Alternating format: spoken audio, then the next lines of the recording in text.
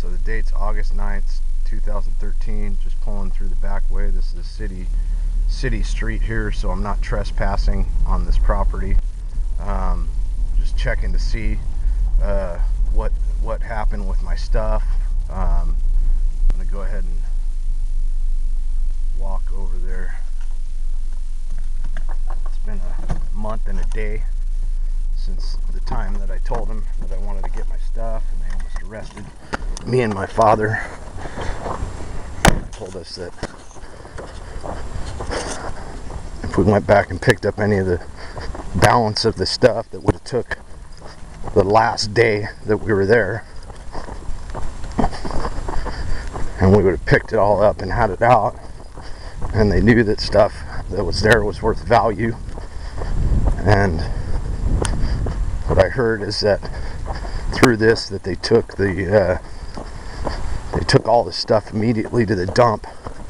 That was all the evidence that I had about when I left to go get married, and I came back and people were burning a whole bunch of stuff in the back where I was at. You can see there's still a bunch of trash all over the place.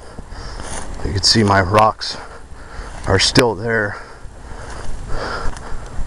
and then somebody ripped out all of the pavers. So, and you can see the entertainment center's gone. Yeah, and I'm not trespassing. And you can see that they still have not picked up any of this stuff that's here.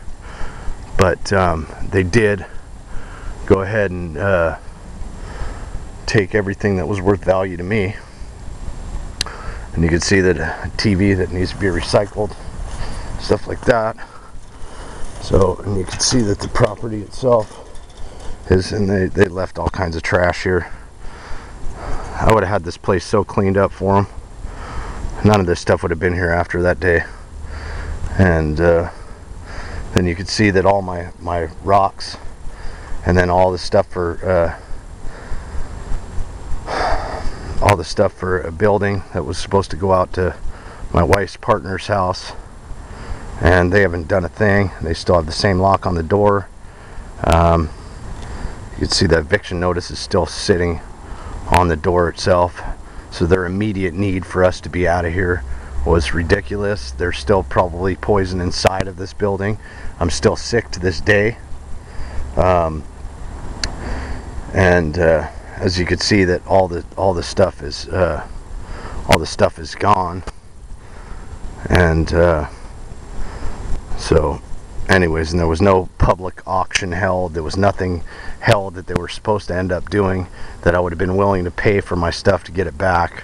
It would have probably been pennies on the dollar that I would have paid for it, but I'm sure they would have accepted the money, and they failed to do that. I checked into it, and you could see that I mean, my rocks are still there. So, and just those rocks alone, I'm sure are worth a good 250 bucks. If I went and researched it. And then that cabinet, like I said, was supposed to go over to my wife's partner's house to build the same thing that was inside of the shop was supposed to move over there, and that was the day that we were going to move all the stuff. And as you can see, there's nothing that's been happening over here.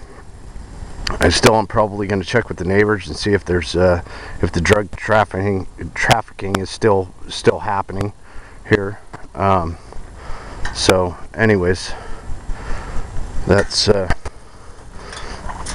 basically what I get for moving all my stuff from Southern California to Northern California, and then discriminating against me because I can't stand drugs, and I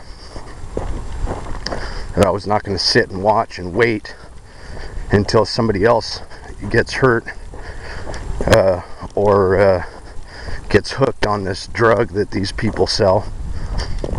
And so this is kind of why that it's kind of funny when somebody blows a horn on a bunch of drug addicts and drug dealers, that all of a sudden they get their whole life ripped out from underneath them.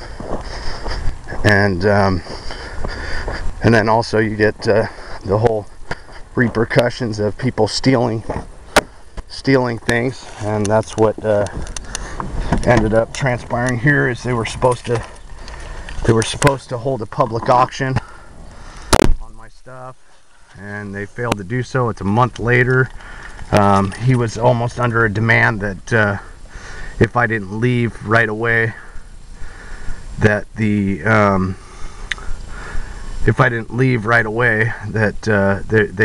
acted as if they needed the building immediately. Kind of hearsay stuff. I heard that they dropped the rent for the man with the auto body shop, which we paid basically 82% of the amount of rent for this whole building, for a matter of 20 years. And now what we're left with is just a bunch of horrible nightmares, trauma to my family. My wife is traumatized about this whole thing. My whole family. And so if the gentleman wanted to get $50 more a month from me, and I was going to be willing to pay that as soon as I could open the doors, I was never able to open the doors, and come to find out that he would have his payment on this whole building in the auto body shop in the front, which he's commenced his business illegally, sprays outside of the booth, does not have a booth that is up to code. The code enforcement's been down here. They've let this guy go on everything that he's done with the paint part of everything, and I know for sure that this man is working on stuff that is 100% illegal, putting toxins in the air. There's, as you can see, there's residential houses right next door to where this is at, and then I'll go ahead and pull around, and right behind this, on the immediate right side of this, there's a storage facility, and in the front part of that, that's where the movie theater is, which is the only movie theater in this town. So that's where everybody, you know, all kids gather and you know, go to the movies, and there's not much to do in this town, so that's pretty much all there is.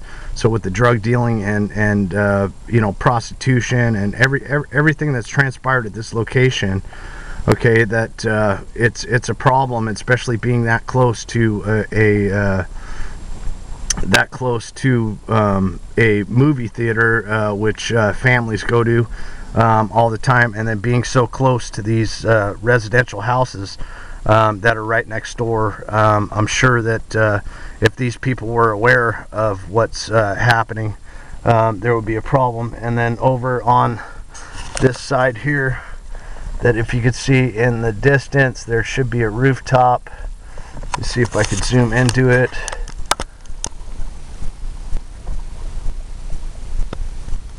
So you can't really see it, but right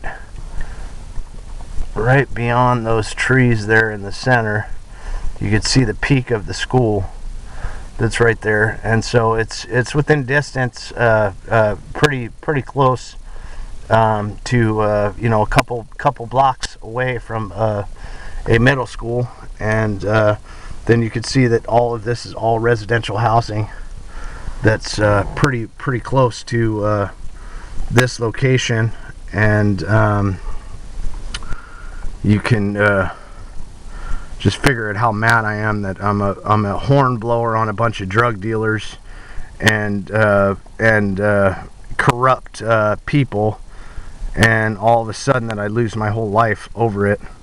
You can see that they haven't done anything with this place, that it's still, I'm sure that the evidence of whatever toxins that are inside, I'm sure that they haven't cleaned them up yet. I would hope that somebody takes a look at this and comes out here and takes samples of everything. On the back side of this building is where I moved all that concrete dust that was originally here, that I had to remove because it was getting me sick when I first showed up.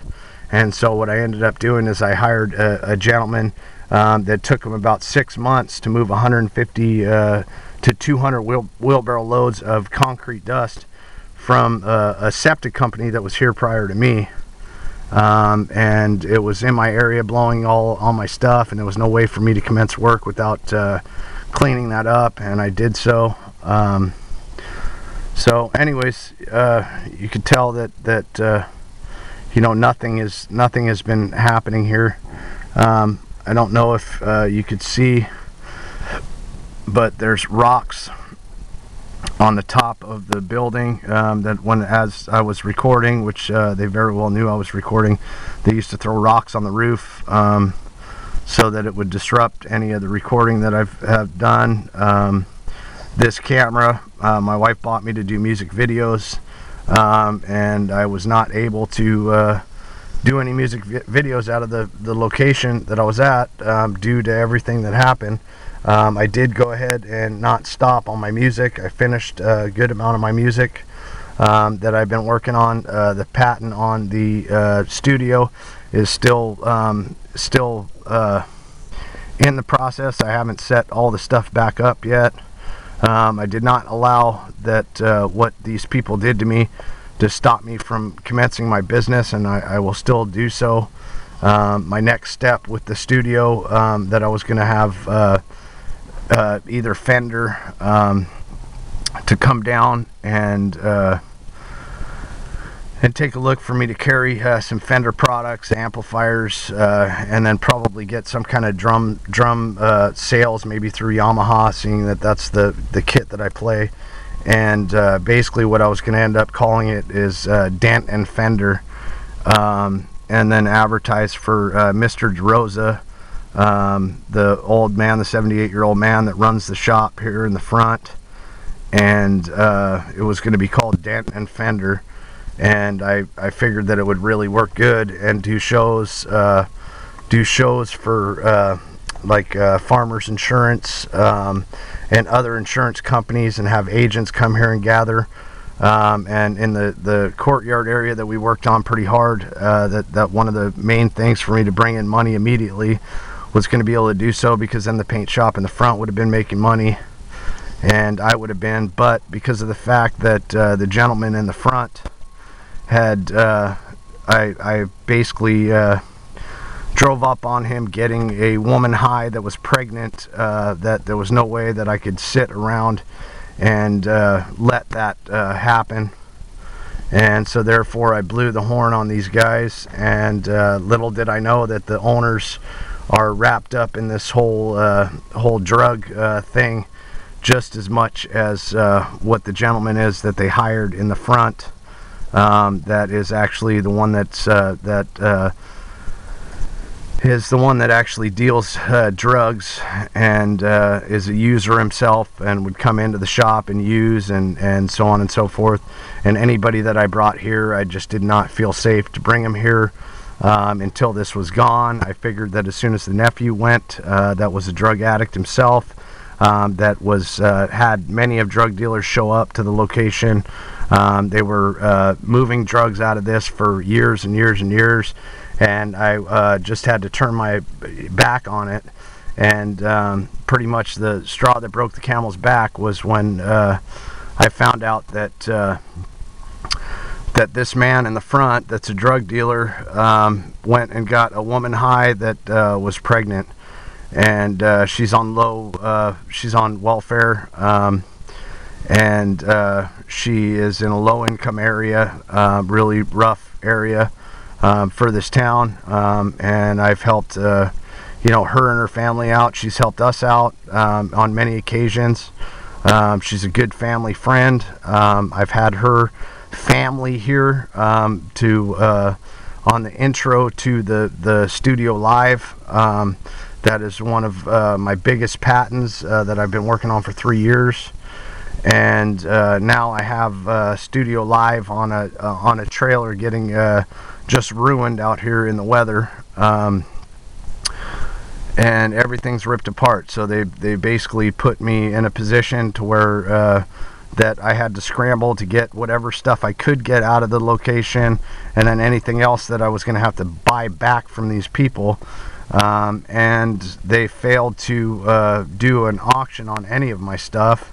I've tried on several times to get my stuff from these people indirectly, and then that's when you know, when the people that would have been doing that, they would have just incriminated themselves and been involved into everything that's you know, been going on here. And so I just let it be as it was, and so now I'm in a position to where I'm just totally livid about losing so many things. I had piles of the palm fronds that I've collected for years, that have been in the shop, that had very unique patterns to them. They were going to be used for sales, more of a show for art stuff, as I would be selling tickets for a show. And anyways, that everything that was there is gone. The mulberry barrels that I would put the mulberries in, that I tried for 6 months to keep them alive, for planting a 12 to 15 foot mulberry in the ground. And this back location is where I was going to do so. They told me that I couldn't be back here. They closed me down on that, so I figured that I would wait until I got a piece of property to redo that. And now all the material that I gathered from different people, different sources, that was helping me to do these type of tests for inventions and tests on things to see if plants would grow different ways and so on and so forth, that all of that stuff's gone. My entertainment center that I was gonna seal up and have for an exterior, that's worth about I believe my father paid like $900 for it. When I was done with it, it would probably be worth about maybe $1,500 as an exterior piece of furniture. That's gone. The wall that I was going to move over to my wife's partner's house, just you know, it's still, piece of the wall is still there, but the balance of it is gone. And you can see that my mom's pavers for the rock garden were going to go in our backyard, and they're not there anymore. The sheetrock's gone. So anything that's worth the value that these people, I don't know what they did with it. So anyways, and I'm still sick. My eyes have changed eyesight, both eyes. I checked that back in June, that my left eye and right eye were both 2050 and 2020 was left to right, and then now it's right to left, 2050 2020 on my vision. And so there's so many things that are happening with the medical part of myself that I've been logging. And then also that everybody that seemed to be down here, my dog, the cats, everybody had some sort of infection as soon as we left this place. And I don't know why that is, but my cat actually had blood coming out of his eyes, and then my dog has a really bad problem with itching, and it's just a huge problem. There was parvo out here. The gentleman that's in the front had staph MRSA. There's somebody that left here that came for me, that left that was diagnosed with E. coli, which I don't know what that could be caused from, but the bathroom itself, that I know that's illegal. The drainage is hooked directly up. The sink is hooked up directly to the sewer drain, and you could tell that because you flush the toilet and you could smell the feces inside of the pipe itself. And in the summertime, that it's really bad. and I've asked them to do something about it for many of years. Anyways, that we basically paid 82% of the rent on this place, and then got ejected because of the fact that I blew the horn on a bunch of drug dealers and told them that I would never ever allow that to happen anywhere near my family, and therefore I was never able to bring my nephew down here. This was something that I was working on building for to pass on. There's no work in this town. I was going to end up passing it on to my nephew and nephews and nieces that are really into music. There was several things that was going to happen at this location, and one huge one was for the entertainment and doing music videos to sell tickets for shows. So anyways, and now I sit on the street looking at it as if it has been a 4-year waste of my time. I will continue with my business, and I will not stop until these people are prosecuted of what they've done and what they keep on doing. And as you could see, that the immediate need of me to be moving out of this place was definitely not because they needed the building. That it's because I was not willing to allow, with Mexican families that live here, I was not going to allow these people to deal drugs out of the front of this shop with me around. And this has been a fight, an ongoing fight for me for a matter of the 4 years that I've been here.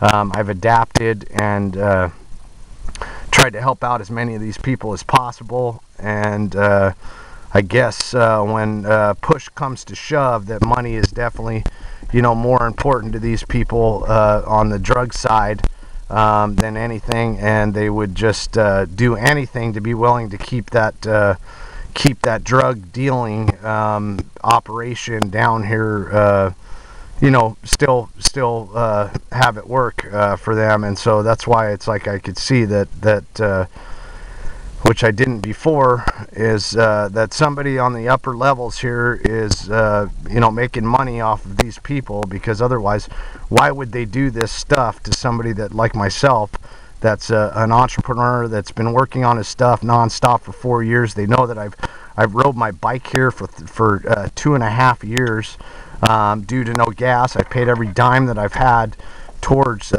being able to work in this building, and I've renovated the whole thing to actually have a showroom, the studio, be able to do all the stuff with the music videos, and then also finish every one of the inventions that I had.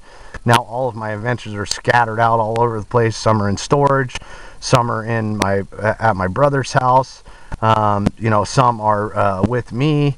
There's so many that is so scattered out that I'm sure that I've lost you know, many of components, not just what they've stolen here in the front. That I have all kinds of other stuff, that's little stuff that's to do with my inventions that I've been gathering for years and years and years, because of the fact that I've been broke, that I've bartered a lot of the stuff, traded a lot of the stuff, and then it also comes down to all the theft that's happened here that nobody's done anything about. And you're talking in upwards of I mean, it's got to be up into the $20,000-$30,000 worth of stuff that has been ripped off from me ever since I've been here. I've touched everything that's in the shop, so I know what's been in and out. I've been the one that's sold everything out of here, and then I've saved all of the